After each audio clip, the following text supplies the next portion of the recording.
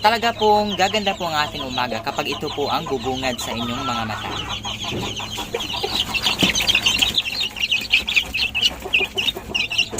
Ating 3 weeks old po, sobrang liksi, sobrang lulusog, at sobrang sisigla po nila.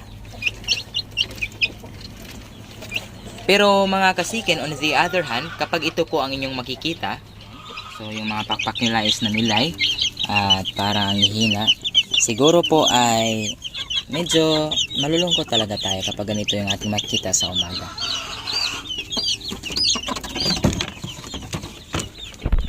Mga kasiken, welcome back sa ating YouTube channel. Ito pa rin yung Ultimate Kasiken, Oriental Breeder po ng North Cebu, Ken Monteselio po.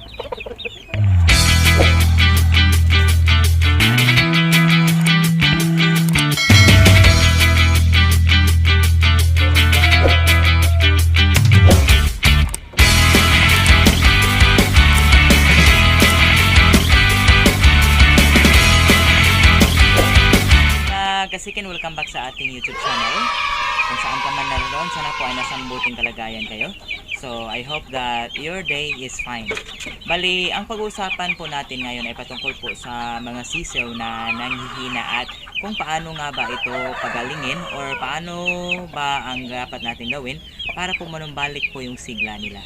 Kadalasan po ang nangyayari kapag yung mga sisiw natin is hina at hindi natin alam yung gamot, ay syempre madidiscourage po talaga tayo sa pag-alaga po ng mga sisiw.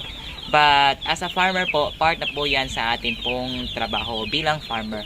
Na kapag may manghihina, it's our obligation po na pagalingin sila. Dahil nandun po yung fulfillment sa atin po kapag atin pong napagaling yung mga alaga nating may sakit. So, bali, dito nga pala mga kasiken, ay meron tayong mga sisiw na talagang nanghihina po. Ayan. So, dito pa may isa pa dito na sa tingin ko ay madidisgrasya po ito. Ayan. So, ito po ay sa kadahilanan po ng, ayan, kung makita nyo po ang kanilang kwitan po. Ayan. So, ito po ay dulot ng cold stress. So, ngayon mga kasiken, ang amin pong ibabahagi po sa inyo is kung paano nga ba natin pagagalingin ang ganitong uri ng karamdaman ng ating mga sisiw. So, ang pinakauna po natin gawin is kukunin po ito. Dahil kung hindi natin ito kukunin, ay talagang yung mga ipot ng mga sisiw is dito na po sila palagi. So, kukunin natin at maaari. Walang problema po yan kung masasali yung mga balahibo. Okay. So, ayan. So, as long as free na po yung ipot nila na dumaan sa kanyang pitan. Dito rin. Okay.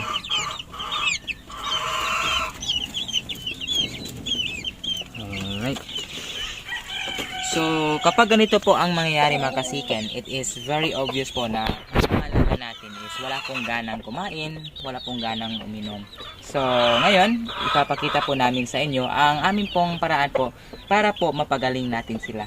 So, gumagamit nga po pala kami ng probiotic, but unfortunately, ito po ang karamdaman ng ating sisiw ay hindi na po ito kayang gamutin ng ating probiotic. So, kailangan talaga natin ng antibacterial. So, kaya nga, meron kami hinahanda dito. So, ito po ang ginagamit namin, Bitrasin Gold po, kapag nagkaganyan ng mga sisiw. So, again, hindi na po kami nababahala sa ganito sapagkat paminsan-minsan po ay naka-experience kami nito dahil nga hindi kami umaadapt po sa pagpapailaw.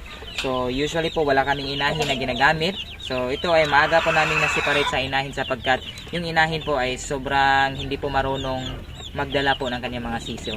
Kaya napilitan po tayong ilagay lang dito sa brooding pen or sa brooder natin. At ang problema is ayun nga, tinamaan po ng cold stress. Okay, so ngayon, atin po silang bigyan ito para naman manumbalik po yung sigla. So, 1 to 3 days lang po ang pagbibigay natin ito at ating obserbahan po kung anong mangyayari sa kanila.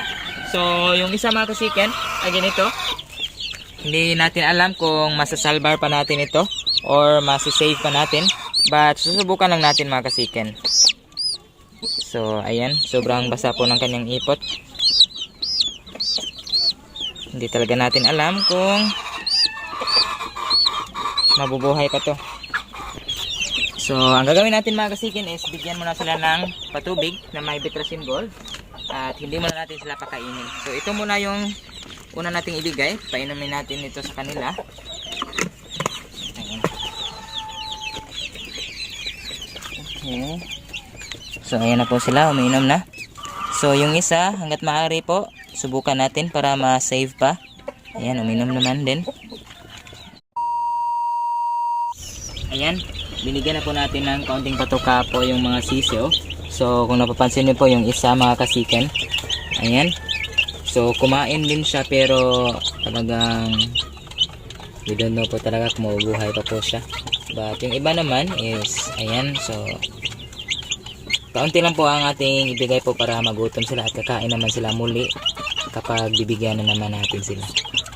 So same lang pong routine, so kaunti lang talaga, kaunting patubig, kaunting patuka hanggang sa manumbalik po yung kanilang sigla.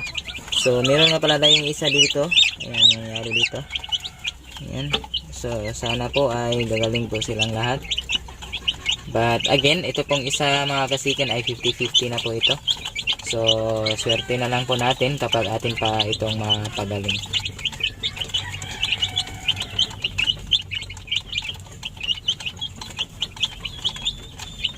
Ayan. So mga kasiken, ito nga po pala yung kaakibat po ng pag-alaga po. Kapag po buhay po yung inalagaan natin. So hindi natin alam kung kailan sila mamamatay or mabubuhay pa sila, but as long as po ginagawa po natin lahat, hands on lang po tayo sa pag-alaga po. So talagang maiwasan po ang mortality po sa ating mga alaga. But then again, it's normal lang po talaga na mamatayan tayo sapagkat again, hindi po sa atin po ang ating alaga. So sa kanya po sa taas.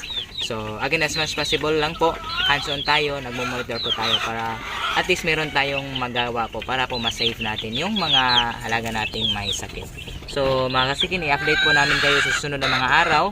So after 3 days po, tingnan natin ulit kung ano na pong nangyayari sa ating alagang sisiw. So again, yung isang itim po at saka isang puti na sisiw is 50-50 po, but we are hoping and praying po na atin po silang masave nang sa ganun is wala pong malalagas sapagkat syempre sayang din po yung ating pong effort sa paggagamot po sa kanila. Mga kasikan, sana po sa video ito ay nagiging helpful po ito sa inyo, lalong lalo na po sa mga kasisimula lang po na mag-alaga ng sisiw. Dahil sa akin pong observation mga kasikan, sobrang dami pong bumibili ng mga sisiw dahil yun po ang affordable compared po sa mga ready to breed. But as much possible po, alam natin kung anong dapat gawin kapag nagkakasakit ang sisiw, so wala pong problema. But as much possible din po, kailangan po talagang hands-on tayo at monitored natin daily po yung ating mga alaga. Nang sa ganun ay masigurado po natin ang kanilang kalusugan. So mga kasiken, hanggang dito na lang po ang ating video. Kung kayo ay bago lang napadaan sa ating YouTube channel, please do consider subscribing naman po. Malaking tulong na po yan sa aming YouTube channel. At sa ating mga solid subscribers, supporter na patuloy na sumusubaybay, nanonood sa ating mga videos, marami pong salamat sa inyo. Dahil po sa inyo is, ayun, umabot na po tayo ng 1,500 subscribers po at medyo malaki-laki na rin ang ating watchers. Maraming salamat po sa inyo. Sobrang malaking tulong na po yan.